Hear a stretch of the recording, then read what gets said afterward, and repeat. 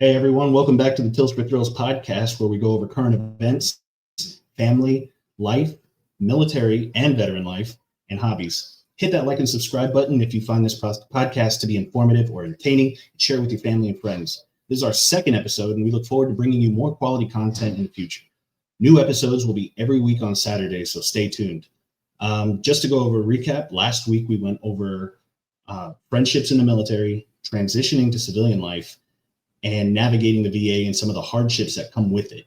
So with that said, I'll turn it over to my co-host, Nick Straub, everyone.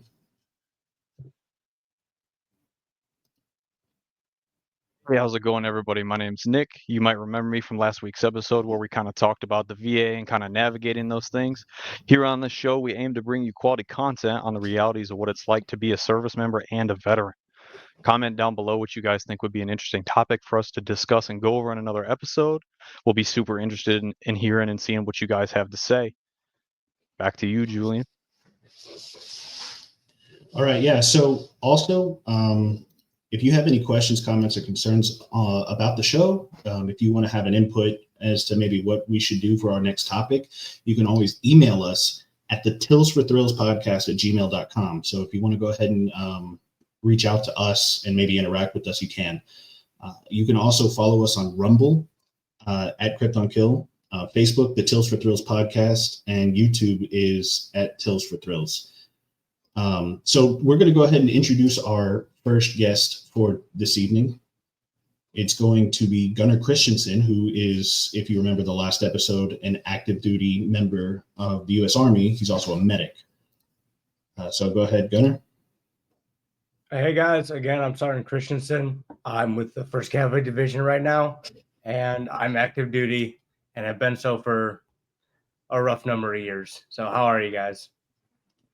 Oh man, we're really good. We're really excited to have you on here again, especially with the topics that go into this episode, which we'll get to shortly. I also want to introduce my personal friend, Sergeant Vanderdees. We call him Van the Man. So if you guys want to go ahead and if you want to go ahead and introduce yourself, man, go ahead. Hey, how's it going? I'm Sergeant Van Deerdes, currently out of Fort Drum. I've been serving in the United States military for the past 7 years. Appreciate y'all having me and looking forward to what we got to talk about today. Awesome. I appreciate that. So I do want to touch on the subjects for today. We're going to be talking about how the American military is the most alcoholic profession. We're going to be talking about Canada's use of recreational marijuana, and should it be federally legal to bring marijuana into the United States and allow our soldiers to do so, and what the dangers are in comparison to cannabis versus alcohol to the human body. So, Nick, do you have anything to say about these subjects before we get into the topics? No, I just wanted to touch base on the fact that I think it's going to be really, really interesting, the things that we go over. It's going to be really interesting to see both of our guests' point of view on these matters, because it's something that gets talked about often, but I feel like it's not talked about enough. Talked about enough for people to, have questions, but nobody's really answering these questions. So, I'm really interested in seeing what our guests have to say. Oh yeah. Give me 1 second. All right.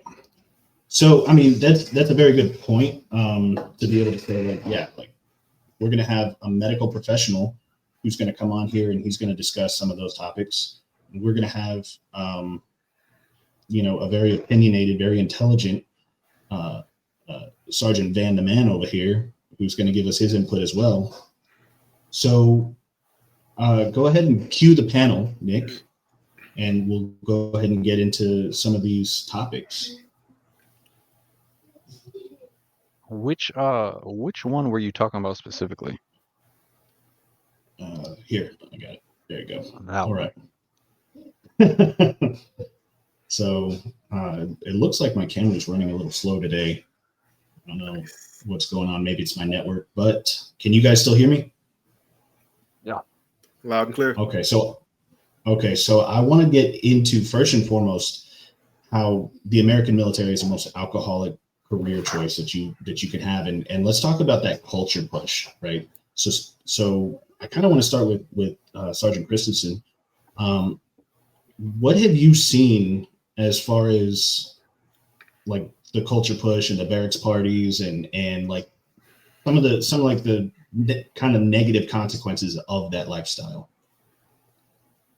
Yeah, so I mean, you come into a profession where for the first 6 months to a year ish, you're not allowed to drink, right? And then you get sent out to, if you're the Marines, you're the fleet. If you're the Navy, you're the fleet. Us, we get to go to barracks rooms. And for as long as anyone could ever remember, alcohol in the military has been the choice. It's at every party, it's at every little get together, someone has a drink.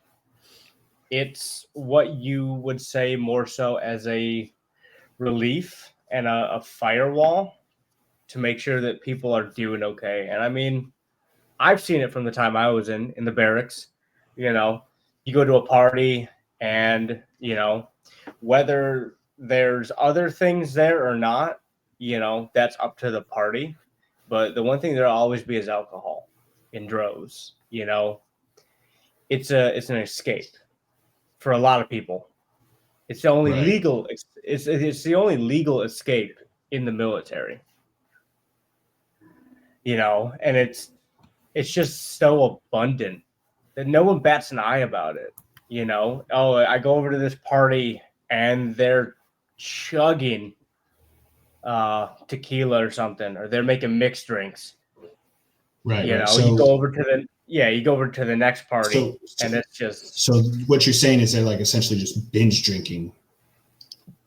yes. It's binge. I was trying to call it binge drinking without calling it binge drinking because I wouldn't say it's binge drinking because it happens so often.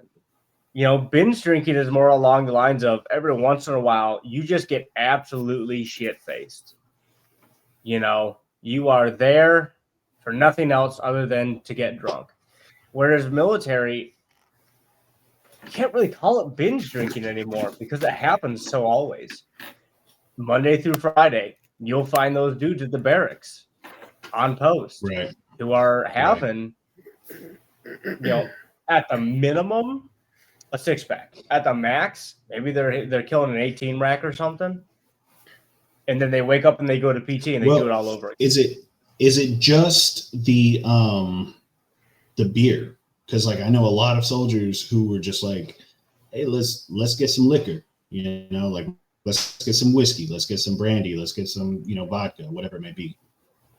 Yeah. No, there's definitely it's alcohol in general. I guess I was kind of talking from my experience. It used to be beer for me, but if it's able to be bought, they will buy it.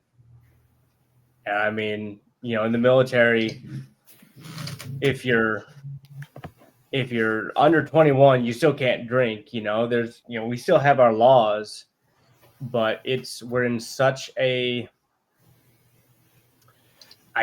ideological, I say, stance that alcohol is not bad for you because weed for the military is bad for you. Drugs in the military is bad for you, but alcohol, that's just something everyone does. You know what I mean? That's kind of that thought process that you've had ingrained on you from the time that you get to your unit and onwards. Right. So I want to go ahead and go into Van's take on it and see what he has to say on the matter. Van? Yeah, just to piggyback off of some of the things Gunner went over, it is a binge drinking situation a lot of the times that I've seen in my past experiences. But for the most part, if we're looking at the big picture, alcohol consumption has long been ingrained in military culture. I mean, we know this. Often you see people doing it to socially bond. You see people, he hit the stress relief part and the celebration part. We know this. You've been in the military and you're still in, or you're still around it, that this is a fact. Right. So at the end of the day, we can all agree that Maybe it's the highest drinking profession because that's what we lean to when we want to celebrate, when we want to relieve some stress, and we know there's a lot of stress to go around in the military, and it's just been there. In the 200 plus years we've been around, it's been there. So I can agree on that part, 100%. I mean, there's more to say to that, but for the most part, we can agree on that. It's also like really just kind of an unhealthy way to use it as a coping mechanism, or maybe like, sure, cheers, let's have a toast, got it, cool, whatever, we're celebrating. But I mean, most people in the world do that, right? And then you have like just that one guy who wants to escape reality, and he locks himself in his room and drinks alone all night, and then wakes up the next day, he either has a hangover or doesn't, or she for that matter, because it's not limited. But because I know you're like really opinionated on it as well. I know we had a discussion while we were in Korea about it, and you felt some type of way, and honestly, you kind of inspired this episode. So I really want to get in that deep dive with you. Yeah. So I mean, the first take of what I said isn't me, moving away from how I feel about the health factor of it. We do know military drinks a lot. I mean, there's a lot of studies that show that military personnel consume alcohol at a higher rate than civilians do. I mean, there's a lot of studies out there, and they're all consistent. All right. What I look at it as, it's so deep into our culture that a lot of people don't see it, but I see it. I see it, and I disagree with it. Me acknowledging that it's there is not me accepting the fact that we need to keep doing it. I'm on the other side of the spectrum. I don't think we need to keep it up, but it's there. You can't have a good conversation and an honest conversation and not address the elephant in the room, and that's the fucking elephant in the room. We drink too much as a corporation, or as a however you want to label the military. Like, we drink too much as a group of people. Right. It's not healthy. So you touched on the fact that there are statistics out there that show some of this stuff, and that there's numbers out there. Well, I want to bring up a couple of these numbers. Actually, not me personally. I know Nick did some research, and he's got some numbers up. So Nick, let's hear them. Yeah, absolutely. Excuse me. It's a good point that everybody wants to bring up the statistics. The notes that I have is that the military reports high rates of binge drinking and heavy drinking. The next fact is 43.2% of active duty military members report binge drinking between the ages of 18 to 25. And then the last statistic that I was able to find was over 33% of military members met the criteria for alcohol use disorder. And the source for that is alcoholhelp.com. I'd love to be able to see what you guys think now that we know the numbers behind some of these things that we're talking about. Yeah, no, for sure. And that's honestly quite a lot of young people that are just getting culturally pushed into this binge drinking habit, Gunnar, what are your thoughts on some of those stats? And what have you seen in the clinics? Because I know you've worked in the clinics, you've seen some of these negative things and dealt with some of these negative things. I mean, okay, so I mean, with any military base, especially the Army, that's all I can really go off of. You're gonna see those kids who, on one end of the spectrum, they drink a little bit, they like to have fun, but they don't binge drink like Van said. They're not towards that end. But then you have the other end of the spectrum with everyone else. And it's, you walk into a clinic on every given Monday, right? After a long weekend, you're going to have 4 or 5 dudes who have hurt themselves over the weekend directly related to alcohol. You look at, how many kids go to Sud C?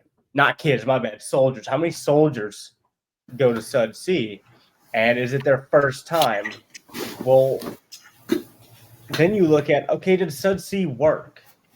If someone remembers the name for Sud C, go ahead and sort out real quick. But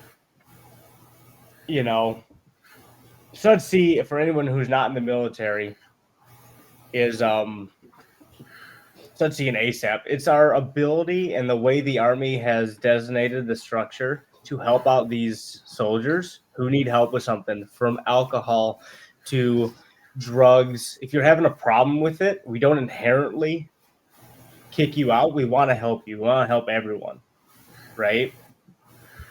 Just to interject real quick, Gunnar, you stated that you didn't know what the actual acronym for SUDC is. I have it pulled up right here. It stands for the Substance Use Disorder Clinical Care.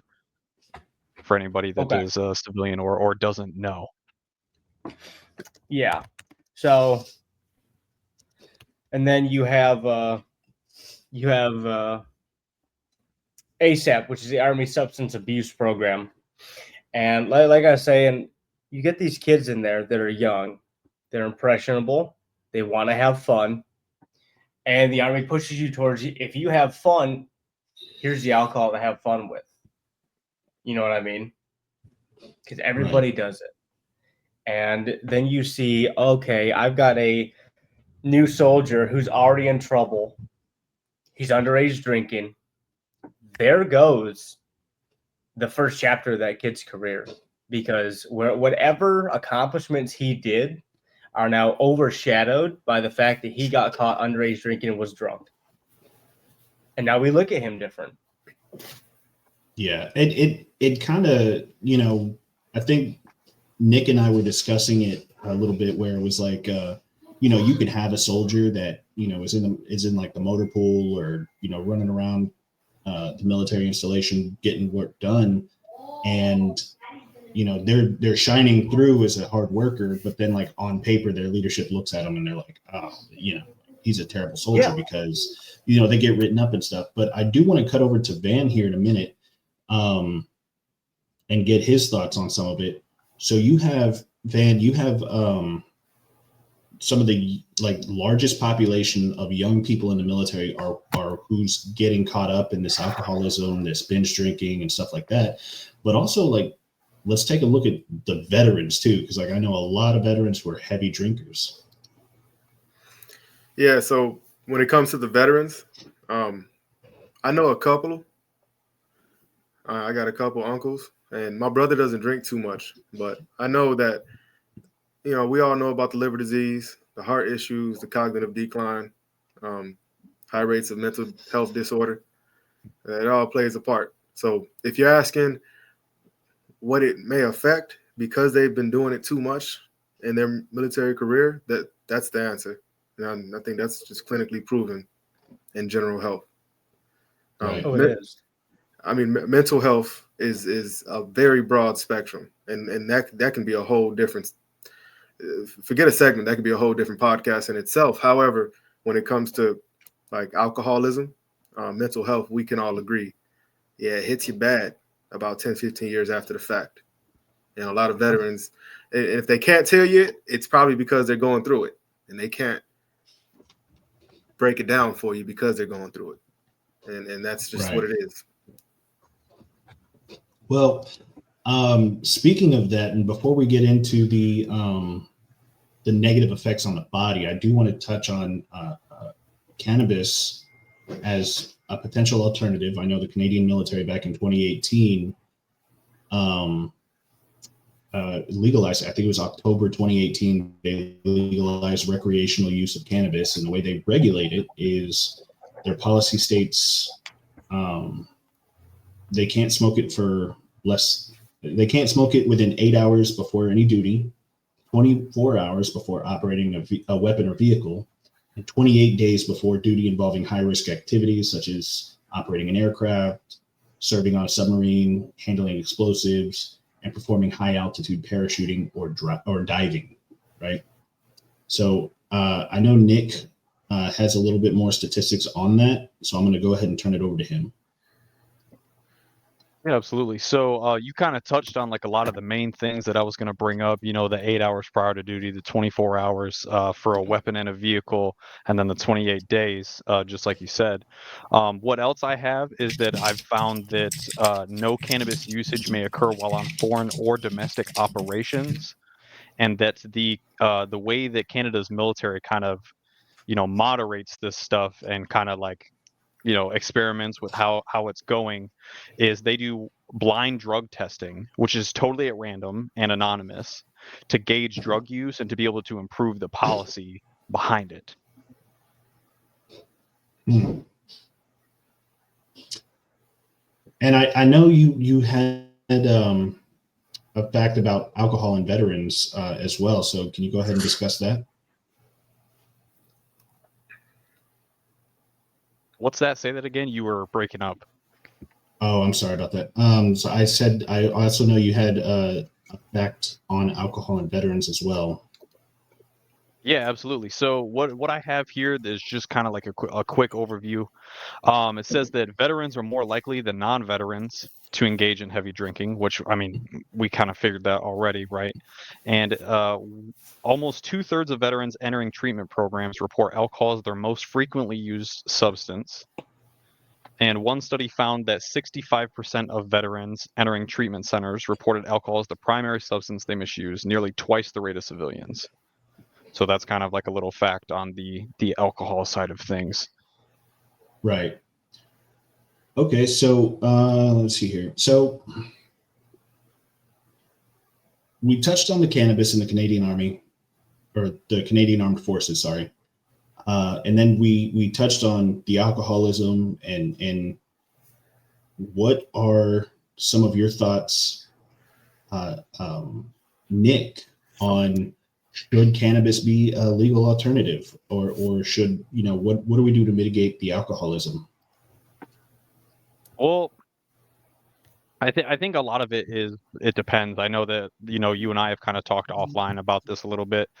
As far as like the marijuana thing goes, I think that if the federal government were to go about it, I think that they should kind of follow Canada's lead and sort of the random drug testing, and like to be able to effectively like change the policies behind it to make sure that it's like efficient and it's, running well. Sure. But I think for the American military, I think it's hard to be able to blanket statement out a policy, because you have to take into account it's the entire military. I mean, we're not talking about just the Army, we're not talking about just the Marine Corps or just the Navy. Do you give submariners the same rules in regards to marijuana as you do the normal infantrymen? You know what I mean? Do you give the fueler that's putting fuel in all these vehicles, do you give them the same opportunities to access marijuana that you do the semi truck driver? So it's kind of hard to be able to say really like what's a good idea and what isn't. I mean, as far as like the moderation of it, like I said, I think that they should probably follow Canada's, like what Canada's got going on. They've been doing it since, the end of 2018. So, if they would release maybe like some of like the numbers behind that stuff, because what I'm curious is, when Canada introduced this stuff, I believe it was October 17th, 2018. What I want to know is did the, reported cases of alcohol abuse in the Canadian Armed Forces, did that go down? And did the amount of marijuana, like, I don't want to say charges, but the amount of marijuana, like Maybe like discrepancies, troubles. troubles, right? Like on paper, did that go down or did that go up? Like what are the numbers behind it? Obviously, I don't think that Canada has really released anything on it. Hopefully we'll be able to see something like that sometime in the future. But that's what I'm really curious about is when they legalized it, did the reports of alcohol abuse go down? Are soldiers getting in trouble less with marijuana now that it's legal and like they kind of have like some sort of leeway with it? Obviously, job specific, right? But still, Right. that's what I'm curious about. And I'd love to be able to hear So your guys' thoughts. So I know that we tried looking up the information. It was kind of difficult to really it's kind of difficult to really navigate through like Canada's statistics on people maybe getting in trouble or people getting in less trouble. They didn't release any of those facts from my research, right? So I mean, I'm sure that there could be something out there that we can see, but then it also begs a question, like, because I remember watching the election last year, and they were talking about legalized cannabis and whatever, like it's up to the voters, and cool, got it, great. Should should that be left up to the federal government, or should that be left up to the states to decide? Because I know, like, in some it is legal, right? And then you really got to look at it and say, okay, cool. Like, if it's not a federal thing, then could we even legalize that within the military ranks? And I mean, me personally, I think it affects unit readiness. You know, because I know we talked about it a little bit offline, and it was more along the lines of, like, you know, well, people who have addictive personalities, they could, you know, get on it and stay on it and come to work on it, and, you know, just like really start to underperform. But Van, I'm sorry, I really want to get your thoughts on it, man. Yeah, so chomping at the bit a little bit, man. So according to the DAOD, and this is the Canadian regulation, 9004-1, use of cannabis by CAF members, 8 hours. They have 8 hours. Any misuse of cannabis, you know, after the 8 hours, they can get written up. And with that being said, all personnel must abstain from cannabis use for at least 8 hours before duty. There's a lot more. They have different hour time frames. They got 8 hours, 16, 24. But in my eyes, I don't think we should ever push towards legalizing that thing in the military. If we want to get a hard take on what I feel, as long as the military is a thing and you're serving in the military and you sign those papers, stop smoking weed. All right. Now we're going to push that to the side, and I'm going to say this. If the government ever does decide that they want to accept that, and they say, all right, well, you're military, we're just going to make a regulation for it, that needs to be general policy number one. If you're going to do a duty, 8 hours before that duty, I would even push it to 10 hours before that duty. You better not smoke, because people who understand how cannabis affects your mental, you know that 10 hours is well enough time to get your body right to do that mission to full capacity. Right. And anybody who tells you otherwise, either they don't have an experience or they're just pushing an agenda. So that's what I would say to that. And I'll keep that blank. I'll keep that at that. I'll put a period to that notion. If we ever do decide to do that, I would, let's just say I'm the person that's leading it. You know, long shot, pie in the sky. Let's just say Sergeant Major Van Deerdes is the guy 15 years from now that says, hey, let's do this. All right, this is what we're going to do. I would say, hey, 10 hours before duty, since the general wants to push this and I got to make up a guideline for it, this is what I'll tell you. 10 hours before duty, put the shit down. Right.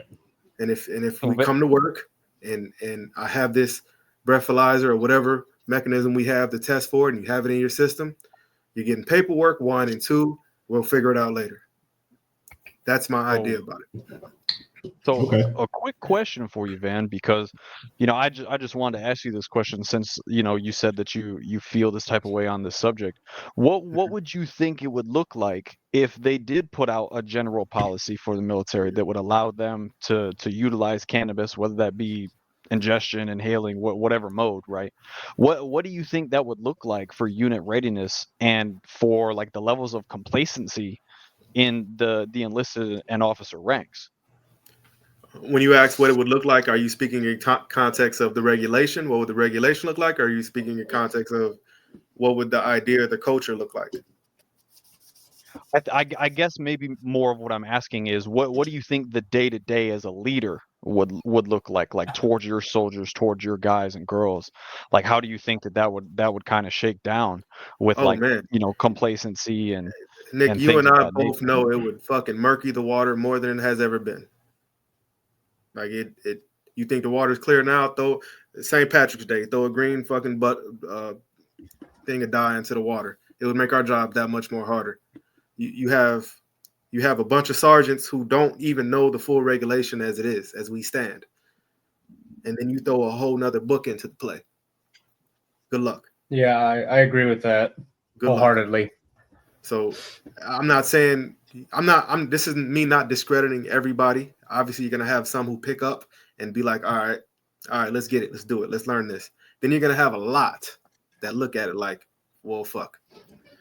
You know what I mean? So if you add the question that you're asking is what does it look like on the day-to-day for a leadership standpoint, if and when they do this, the answer for me is you're actually making a hard job harder. Right. Absolutely.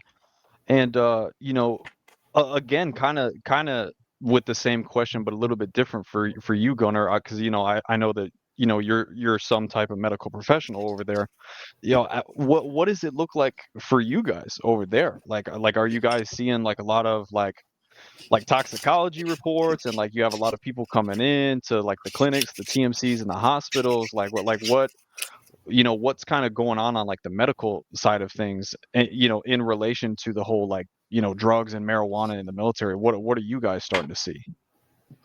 Yeah, so no, that's a good question. I think the first thing I need to say about it before I even give like what we're seeing is you have to treat it very carefully, because when in the unit, when we get a kid that we find out is smoking, what does every unit do? They flag them. They stop all positive fucking actions. They throw the book at them. And yeah, they throw the book at them. Like, especially right now, like we are throwing the book at kids more than I've seen in the last 7 or 8 years. Right? It is just boom. I mean, there's 1 or 2, I can't really speak on them, but there's 1 or 2 that have been processed in the last week with a positive test result in the last week. You know what I mean? Like, it is going fast. They are not playing games. But definitely, like, from the clinical side, what we're seeing is it affects every part of what you do. Like Van was saying, like these kids with this addictive personality come in and they're like, I can't stop.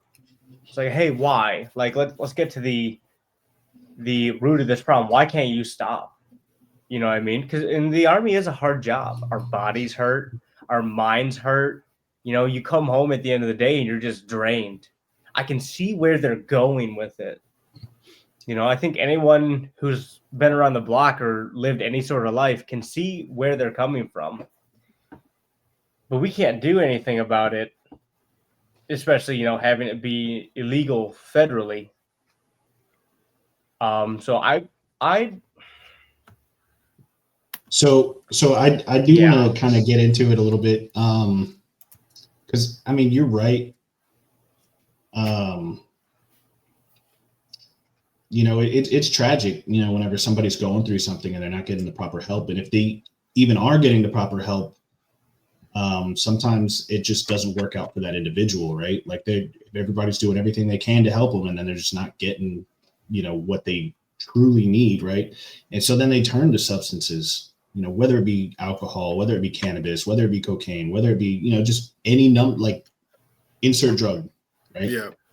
And it kind of sucks, but I know Van had brought up like let's say PTSD or something, like their head's not right, so they act in a certain way, and then they go into fits of rage or whatever, but then maybe it helps them. So and this will be kind of like the last question on this topic before we move on, but I do want to get your sense here, Van. And are we talking in regards to people coping and the PTSD factor of it all? Yeah. So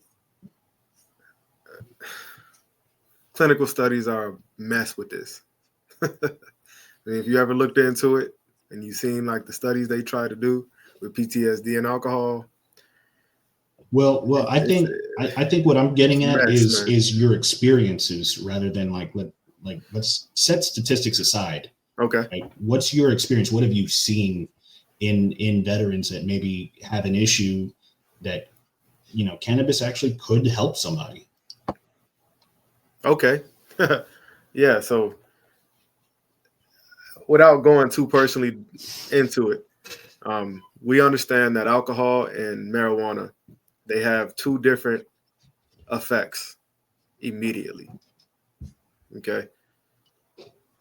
That's said and proven. What we're looking at when it comes to why they don't want to make it legal or why they don't want troops to have it, it's more so of the long-term effect, or why we're talking about it. So I got that mixed up. So the immediate effect is why they're like, well, no, we're not going to do this. The after effect is why they're like, all right, you know what I mean? Let's look more into this. So I actually have a chart that I made, and I did my own research on it. This chart doesn't have a straight, when you read it and hear it, it's like okay, well, that's end all be all. No, there's still things going on. And as research happens and as people, live their lives and try this and do this, and veterans become, substance of these researches, you'll see more into it. But in my personal opinion, because you asked, hey, this is your personal experience, like, what do you think about it? You have alcohol when alcohol hits the system, let's just all agree on this. You become a looser person. You become more open-minded. You're able to do things that you weren't able to do when you weren't. We would call that impaired judgment. Yeah. Yeah. It's not your regular self. It's something else. All right. Marijuana does the same thing. Right. So as a United. Go ahead. Well, as a United States Sergeant, I have never partake or will not partake in marijuana, because as my duty, I'm looked at to not do that, so I can do my job the best that I can and the best of my ability. So that's a disclaimer, but I'm 31 years old. When I was 15, 16, before I even thought I would join the military, everybody has their mistakes. Everybody does what they do. And from my experience from back then, if I could remember, had the same effect. All right. The big difference here, this is what we're talking about. Now, this is getting the answer in your question. I just had to give that first. If you're willing to let me go on about it. Yeah, go for it. Okay. The answer to your question, my personal experience and my personal thought on it is alcohol. The big difference between alcohol and marijuana in the military is that alcohol, the prevalence is very accepted. Culturally, we accept it. We're to the point where it's a Friday and everybody gets done giving their safety brief that just got done talking about, if you're going to drink, do it right. You go to your sergeant major like, I'll see you at the class 6. Some of us are that comfortable. However, marijuana, we don't even got to get into that. All right. Health risk, liver disease, heart disease, mental health decline. Hell, when you smoke marijuana, studies show, and they have been showing for the past 15 years, that the cognitive effects, the possible mental health, the risk drop. All right. Operational impact. When you drink, we know you can't drive. If you get fucked up enough, you might wake up in a hospital saying, hey, what's happening? You had an accident. All right. Increases misconduct, accidents, things like that. When you smoke marijuana, it impairs cognition. But the acute testing for impairment, like, come on now, it's nowhere near the alcohol. Like, so I do want to get into that. Race. Right. So I do want to get into that just a little bit. You have, I'm so sorry. I'm having a little bit of technical difficulties on my end with my camera, but you have impaired memory, slower reaction time, and altered perception with cognitive function on cannabis. Mm-hmm. And then alcohol reduces coordination, impaired judgment, slower reaction time. So it's almost effectively the same thing. Yeah, it did. Initially, yes. But what we're getting at is, after the initial impact, once it reaches the impact, what happens after that? And that's like within the next 5 minutes after the impact. The big difference between the two is alcohol keeps that level of intensity. If we're getting into the technicalities of it, alcohol keeps that level of intensity, and or it hits you and it makes you pass out. So you can stop that level of intensity. Your body reacts way different. All right. Marijuana, you hit that level of intensity and your body reacts only one way. It stops it and it slows it down to where you want to sit the fuck down and rethink your thoughts. And that's it. Or you just go to sleep. So another thing. That's the technicality of it. Yeah. So another thing that I had is like, and when we're talking about alcohol, right? Huge liver risk, right? Huge. It's massive. We can't argue that. It can cause liver disease, cirrhosis, and liver failure, right? Yeah. There's no known direct liver toxicity from cannabis. I mean, sure, it goes into the lungs, and there's certain like maybe toxins that really, there's just not enough studies on that to compare to like smoking cigarettes or anything. So lung cancer, so like lung cancer can't yet, if ever, will, are tied to cannabis usage, right? But when you talk about heart health, right, alcohol increases blood pressure, raises risk of heart disease and stroke, where cannabis may increase heart rate and in some cases possibly raise the risk of heart disease. So when I say that, like, I don't think cannabis should be legal in the United States Army, it's more of a readiness thing, right? And also it's also considered a gateway drug, right? So like you start getting comfortable smoking marijuana, and doing that, and then somebody introduces something else a little bit harder for you, like let's say narcotics or something like that, and it's possible. It's more possible now because you're like, okay, well, I'm already doing something illegal. Why not, right? So like real quick, so let me, and this is not a, for me at least, this is not, hey, let's go ahead and legalize this for the military. No, we don't need this in the military. All right. This is for the people. For me, this is for the people who've been through that deployment, who's on that last straw, and you tried it because you feel like it would get rid of your fucking dreads, right? Or this is for the troop who has nothing else and he's been to BAH and all they keep giving him is pills. And he's like, well, you know what? These pills aren't working. Let's try this. And he pops hot. I stand for those troops on this because it needs to be a controlled, prescribed substance. And that's my idea. I'm not saying anything past what it is right now. And I only say that because of what you just mentioned. We push so much on how drugs affect you and you can't do drugs, don't do drugs. Every safety brief they give, don't do drugs. But what they don't fail to realize is alcohol is a fucking drug. All right. And we accept it, but it ruins lives a lot quicker and a lot sharper than some of the drugs that they outlaw. Now, I'm not here to try to make it seem like those outlaw drugs are the better option, because let's just be real. While you're trying to fight a war and you're driving big machinery and you're trying to fix this machinery, let's just be honest. We can all agree that marijuana is not the best thing to have. Okay. Right. This is not what I'm saying. I'm against that 100%. But what I am for is these kids that are even 20 years old and they can't drink. And they come back from seeing their kids. They come back. Some of them come back from seeing their fucking friends' heads blown off. And they're trying to come back to an environment that doesn't understand this. And they're like, well, alcohol doesn't do it. Let me try this. And then they get kicked out. And 5 years later, you hear that this kid committed suicide because he didn't know how to cope. Like, right. Who's to say that maybe could have helped that guy not do that if y'all wasn't so hard on him because of this outlawed substance? Right. I just feel like they're too extreme on the idea of that substance. My whole push is relax on the extremity of this substance and actually do more looking into it and just back off on it a little bit. So well, just to be clear to all the listeners, that's where I stand. Here's the other issue too, right? Is, people have different stress levels, people have different anxiety levels, people have different things that affect them mentally.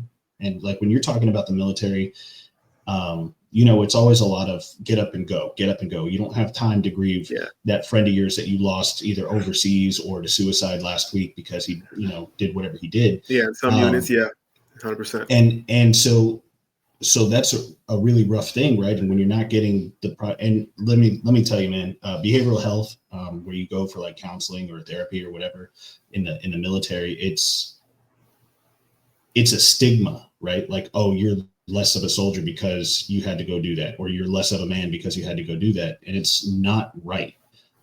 So it's a very hard hitting thing whenever you come to the reality that people aren't finding the proper help that they need through the military side, and then they go and escape through substance abuse, whether it be cannabis or alcohol or what, again, whatever the drug. But then on the other side of that, right, if you're enlisted, like especially a junior soldier, and you pop hot for a UA, bet your bottom dollar you're probably going to get chaptered out, right? But I've seen officers get that swept under the rug, and it's ridiculous. And I kind of want to ask Nick some of his thoughts before we move on to Gunner about some of the statistics he's seen in the clinics. Yeah, so just to kind of piggyback, off of what you just said about behavioral health, like you had said, behavioral health is where you go in the military to, kind of talk and try to work through some of these issues that you might be having, whether it be marital issues with what happened on deployment, and just, if you're just not doing so hot, really. One quick thing that I wanted to talk about is I know that for a lot of soldiers and a lot of military members, they go to behavioral health after fighting with themselves for so long.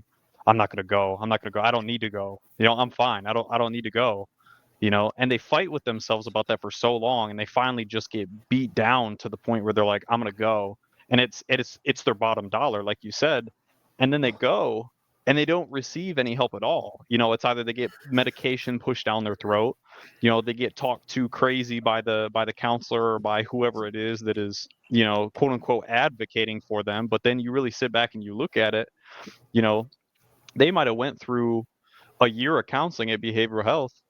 Not a single thing got solved.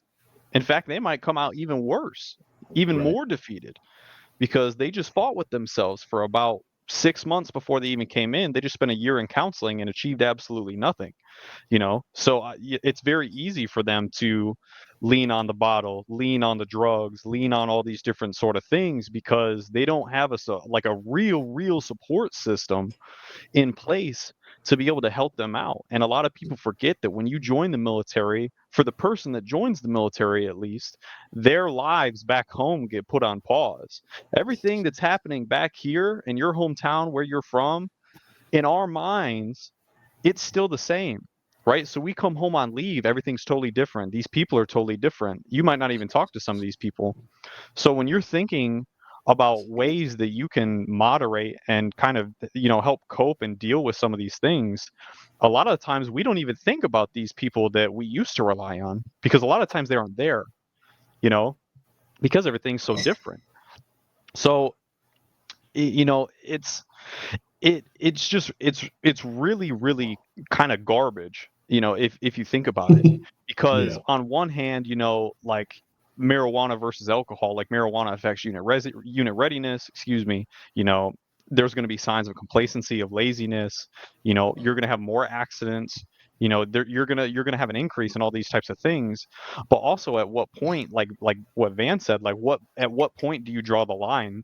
Do you federally legalize it for medicinal purposes for those soldiers that are having issues, marital problems, that are going through PTSD episodes that can't seem to find help? Or do you just blanket statement, no, we're not going to do it, and fuck you? You know what I mean? Like you can utilize the systems that we have in place that we really know don't work, but because we have them in place, we can get away with not doing anything else about it. Yeah, we checked the box. I'm curious right, exactly. The box is checked, so you know what I mean? Like, we don't have to worry about it. Like, we checked our box. So what I'm curious to see is kind of like what Gunnar has to say about that. Like, I don't know how often on the medical side of things, like do they make you guys go on like a, I don't want to call it a rotation, but like a medical rotation into behavioral health? Like, have you visited behavioral health? Like, what was your experience, if you have visited behavioral health, kind of like, what was your experience with the soldiers that were in there? No, yeah. So as your question of, do we send medics into rotational behavioral health? No, not really. That's not really our MOS. That's not kind of what we do.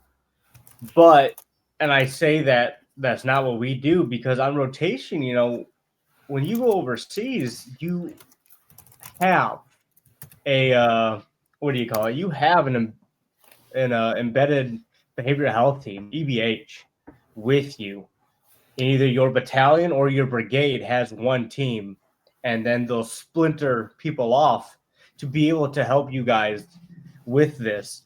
But I mean, it's still a stigma when you, especially with the infantry, if you are a medic assigned to the infantry, I know you probably see this quite a bit more, but at least in my experience and in my time with my units, this whole, yeah, you need to go get help has never really been a thing.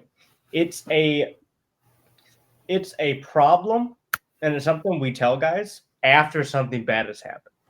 We are super reactive as a military rather than being proactive. 100%. You know what I mean? Because old Joe Snuffy can sit there and be a outstanding soldier from 6:30 PT in the morning till 5 o'clock when he gets off. He is an outstanding soldier. But in the back of that mind, he's not okay. He misses his family. He got in a fight with his girlfriend or his old lady or his wife, you know, or he's having some money problems. And when you look at it, we can't help him because we are a organization that says, hey, take care of your shit so that the unit is good to go because you play a role in this unit. So you have to be squared away. Well, okay, how do I do that? And sadly, the number one answer right now from, you know, leaders is, well, if it doesn't fit into these categories with these programs, you know, you just got to figure it out. We're here to talk to you, but other than that, if you never talk to them, they don't know. And most of these junior soldiers are not going to talk to that sergeant first class who is, you know, the sharp rep or the EO rep. They're not going to talk to that person who's a finance counselor if they're having financial troubles. You know what I mean? So it's kind of scary. And then you were talking earlier about like unit readiness. And I know, Van, you have probably seen this. You know, you get that one kid, that one soldier who is dealing with his problems, and he goes and he pops hot up for something, right? Well, now what we do is we don't trust him as an organization. So now the organization is less because of that, because they're not going to put him in that position. They're not going to have him continue to do his job in the same way, because how can we trust him to do his job when we can't even trust him to not smoke or get drunk and do something? Well, now you've just taken away, because now we don't have a body to do these missions that we need done. So the organization is lesser for it. Right. So yeah, that's a good explanation that you went on. So you went down the road on it and you kicked it down the road perfectly. But at the top of the hill, you kind of started with, you know, this kid was going through some things and he didn't trust to go to his sergeant first class. Let's just start there. That's kind of the big picture of everything. He didn't trust to go to his leadership. Nick mentioned we checked the fucking boxes. Checking the box isn't what we're talking about here. It's bigger than checking the box, man. Whoever's in charge of checking a box needs to rethink their job when it comes to this conversation. That PFC, that PV2, doesn't trust to go to their sergeant first class because he feels that they just don't have them. And that energy starts with us just checking the box. We don't look out for soldiers. So that's why that even happens. And whether it comes from our discussion on, you know, does marijuana need to be an unoutlawed situation, or whether we send them to BAH and the pills that they prescribe need to be looked at better, whatever it may be, the mentality needs to change when it comes to how we take care of these troops that need it the most. Like that's the big picture. And it starts with our higher ups, and not the veterans in this conversation, but the active duty people in this conversation, the higher ups, looking deep into themselves and actually questioning their bosses and asking the right questions, and they just haven't been doing it. Then that's where I stand on it, like bigger picture wise. I agree with you. It's a systemic thing, is it not, though? Yeah. Because if that's Like, when the is it not? standard, Like, exactly. when is it not? Either the system works or it doesn't. And right now, I mean, the system is doing what it's supposed to do, but for the most part, when it comes to the soldiers who need it, you know, and this is putting us on a hot spot, but we can agree that the system kind of just needs some work, some refining. I don't really think it puts us on a hot spot. Like, I understand it. Every system in the military, like, I know you've seen it. You've seen a standard be put out, and maybe a year later, right, Van? It's changed because they've gone and they've looked at the standard and they said it doesn't work no more. Okay, so let's reorganize and re-hit this standard in a different light. I think that's what we need to do with the whole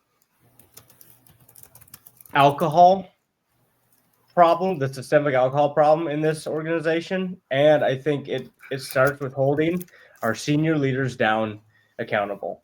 Because me as a sergeant, if I walk up to, someone, let's say E6 number 1, hey, I've got a problem.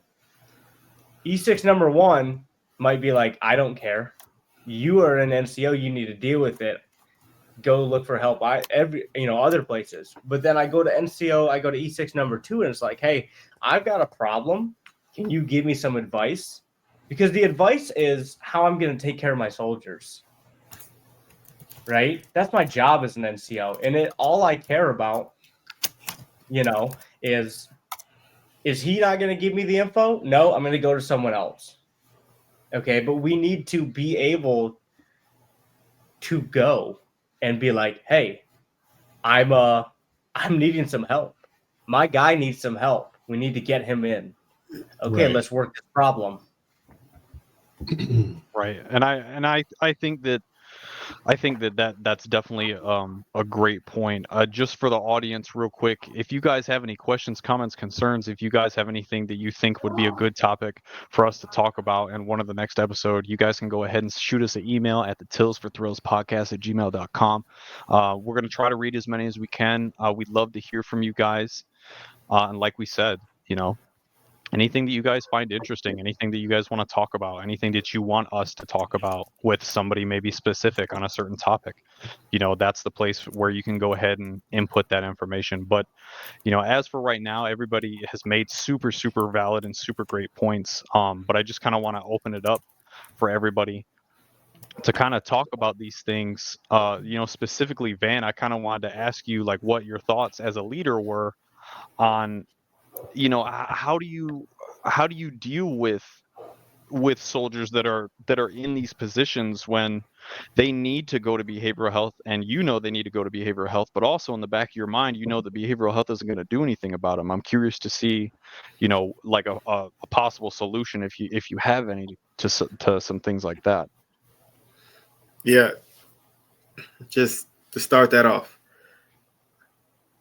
that whole statement you just said, and if everybody caught it, with that being said, we all understand it's a strict military policy on certain substances and whatever it may be that's illegal for the military members to take.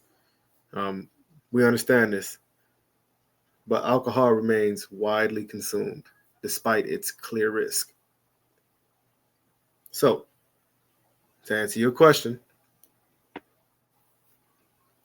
I take that soldier in under my wing. Me, being the person I am, and Julian, he can attest to this. I am an analytical motherfucker. All right. He really is, man. If I feel some kind of connection because I've been through enough, and just for those out there, if you're listening, I've been through a possible Article 15 pending dishonorable discharge, barred from reenlistment. I currently sit right now with the GOMAR under my record. That's about to be expunged in about a year because I appealed it and beat it. I've been through it because I've been through certain leadership that didn't understand. So when I see a soldier who's going through certain things, I have a certain connection and I know. So I take them under my wing. I don't go for any of that. All right. There's a difference between being a dirtbag soldier and a soldier who doesn't get it. And there's a difference between being a soldier who's going through it and nobody gets it. There's two different things. Yeah. All right. So And that's crazy Huge. too, because there's a lot of people who, like, especially military members who get up in leadership, and then they've never been through that, right? Like immaculate record, whatever it is, and they don't understand, what it does to somebody, not only mentally, but like career wise. They don't understand how it like really puts you in a bad spot. But hey guys, I hope you're enjoying watching. We're coming up on an hour now. We're going to take a quick break. When we come back, we'll continue discussing this. And, we really want your thoughts on this, because like we said earlier, everybody's been making really good points. We want to know your thoughts on it. Comment down below. You can email us at the Tills4Thrills podcast at gmail.com. And we're going to go ahead and wrap up. Nick, do you have anything to say before the break? No, I just wanted to appreciate you guys for coming on and putting in your input. We all value your input around here, and it's definitely some interesting topics. Do you do it? Do you not do it? What do you do if you do it?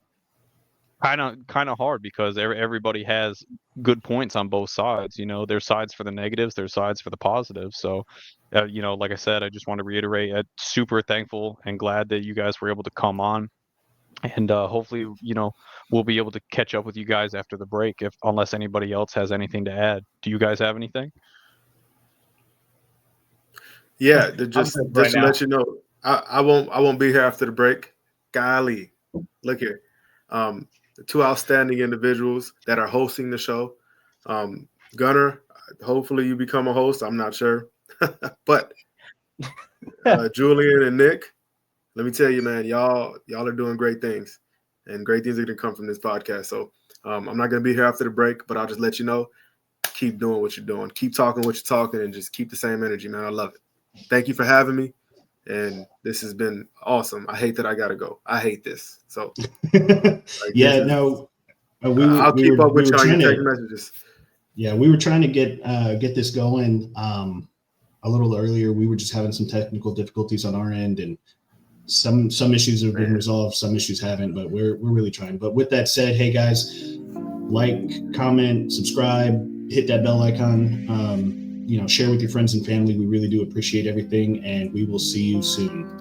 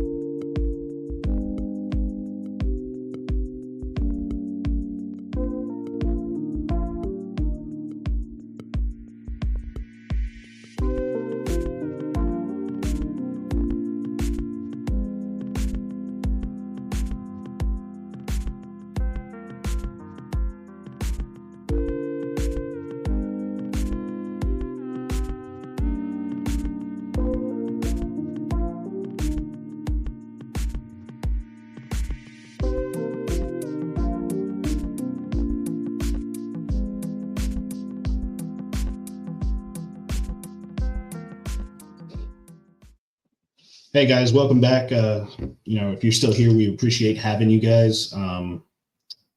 We are going to touch a little bit more on the topic of the negative effects of substance abuse within the military. Before we do so, I'm going to turn it over to Nick because he has some valuable information to share.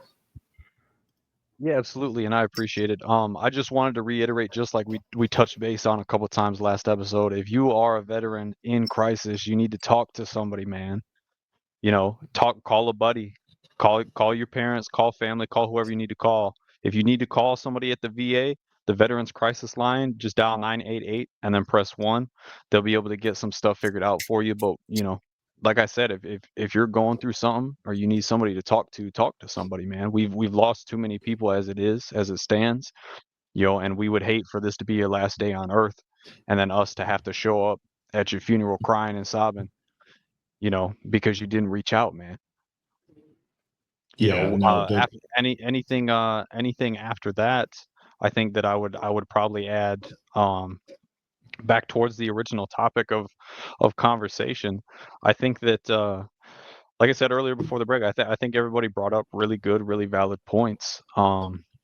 What I'm still interested in is I don't know, Gunnar, do you have any kind of like experience working kind of hands-on or closely related to service members that are kind of going through substance abuse or going through alcohol abuse? Like, what is kind of like the medical protocol as you understand it for dealing with these kinds of things? I mean, do we just send them to behavioral health? Do you guys not touch on it until it becomes a physical issue like liver damage or heart disease or whatever the case might be? I'm curious to see on what your thoughts are on that. Yeah, so I mean, I'm a section sergeant right now, so I've got about 11 soldiers under me, and I think I got taught this very young. We take care of our own, which means you talk, you listen, you be there, right? And I know a lot of people don't have that, but for me, I will always talk to my guys. Like if my goobers, as I like to call them, my little goobers, if they need help, I try to put myself out there so that they will come to me. It's not that they can. I need them to know that they will come to me if something's wrong and they've done something or they need help. Anyone who's a decent person will help. And I know I say that knowing that a lot of people have bad experiences in the military regarding, hey, I needed help at this time and I didn't get it. Well, I'm sorry to hear that. And I'm, most of us are trying our best to make sure that our soldiers are taken care of 100% of the time. Whether you're a current soldier or you're a former soldier, at least in my experience, my guys always have my phone number. Now, given if it's like 3:00 in the morning, you're gonna have to call me a few times, which I think is fair. But you look at where I'm at. You look where I'm at, and you sit there and you think, okay, I've got one soldier who has a known alcohol problem. Okay, so what do we do? Do we just take him to EVH and dump him off? Or do we go and we say, hey, what's going on with you? Where are you at right now? And what do you need? Do you need some help? Are you looking at like going back to where you don't need to be? And if so, like talk to me, I can help you. I can't stop you, but I can help you. And I think the same thing applies to the soldiers who have substance abuse substance abuse problems. If you've gone to Sub-C, you've gone to ASAP, there is a stigma. You're less of a soldier for some reason in a lot of people's eyes, but you're just another person that needs a little bit of help getting over this. In my opinion, it shouldn't be the end. You know what I mean? It shouldn't be the end of a career.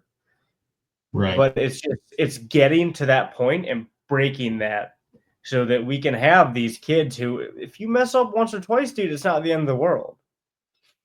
you still have a meaningful career. You still served your country. You still did what you wanted to do.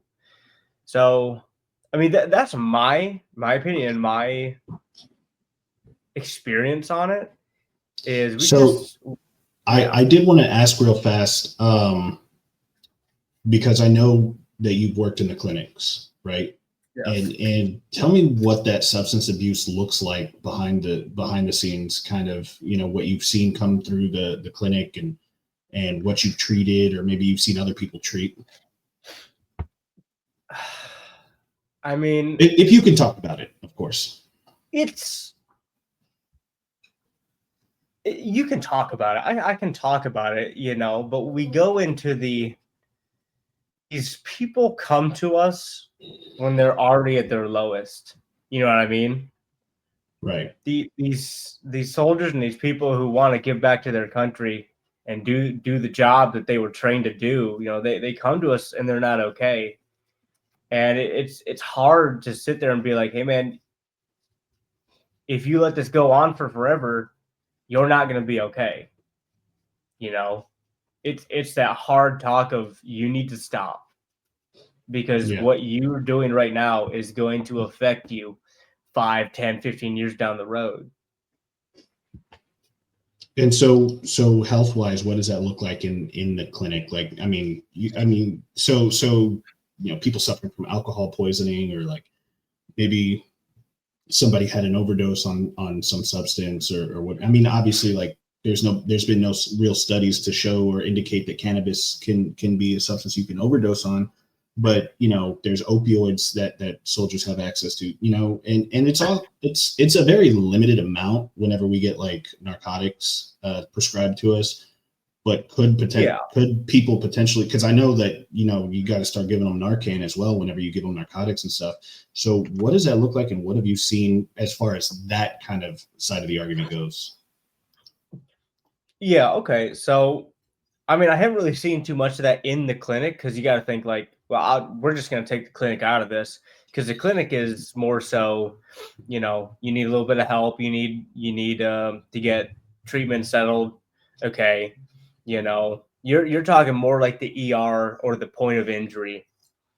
But I mean, I've seen it where when I was in the barracks, I'd bang it on my door at 3:00 in the morning. Because old boy can't stop puking. And then they noticed that he was puking blood because he was drinking so much alcohol.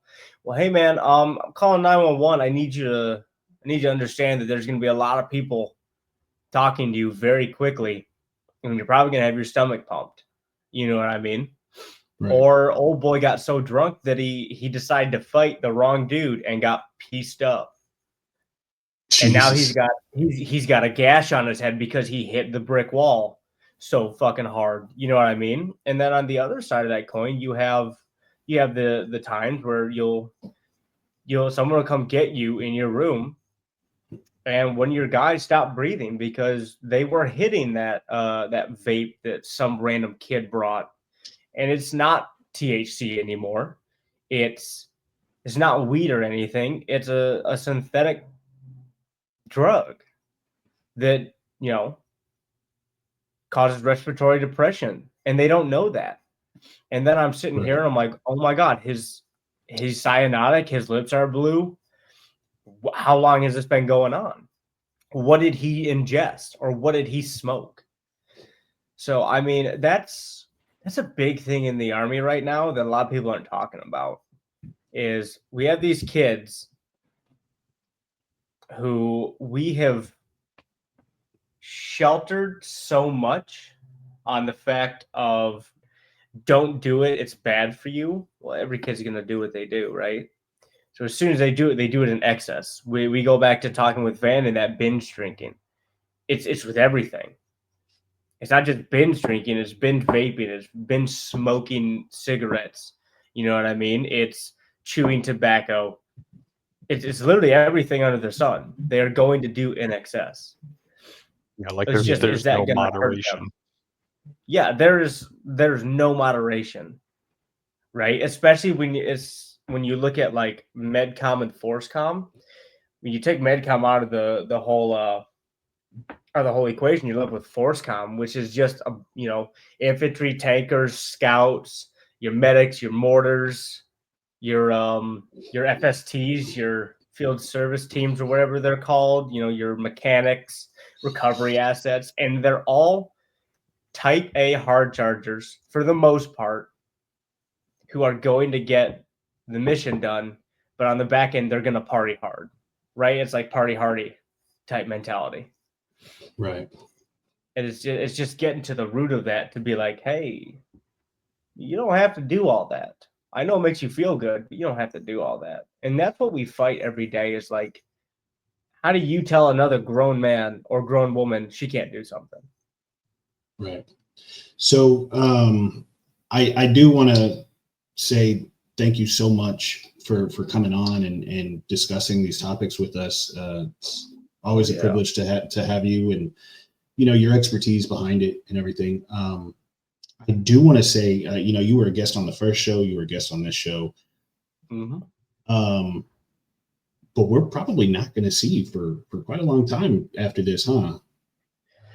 Yeah, 30 days ish. Yeah, 30 days ish. Yeah. So as I understand it, you're about to go on a military training exercise out of the state, and it's going to take about 30 days. You're coming back. Yeah. And then you're about to make a huge move across the country, huh?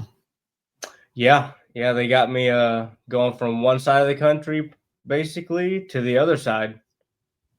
Well, I want to take this time to wish you safe travels. I know, everything's been kind of going crazy with airplanes these days, and it's kind of a rough thing to anticipate now. Man, why'd you say that? I was doing good. Why'd you fucking say that? Yeah, fuck you guys. Make it dramatic a little, But hey, dramatic. Seriously, I wish you all the best.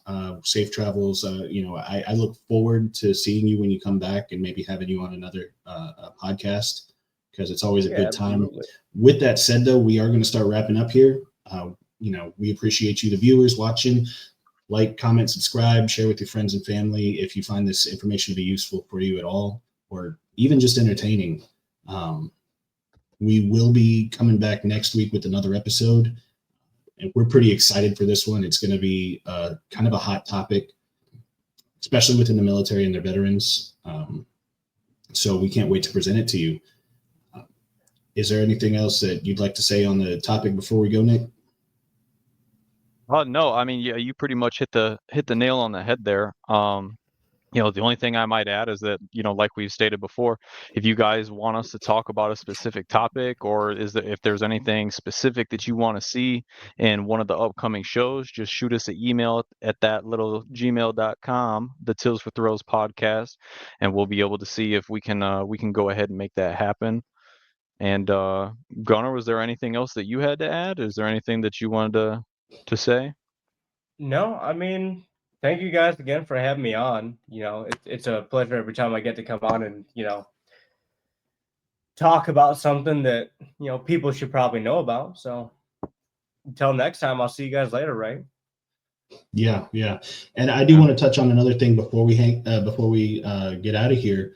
I am on Rumble. We do have a Facebook page. So if you haven't gone to visit the Facebook page, we are currently working on getting more a higher social media presence. So it's just a matter of lining up accounts for you guys to follow and everything. So we're working on it. I promise. Again, we're getting there.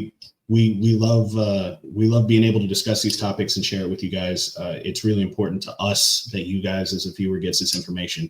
So with that said, we are going to go ahead and cut this a little bit short. I know last episode was extremely long. So we appreciate you guys for sticking around for this long. Thank you so much. And you guys have a wonderful time.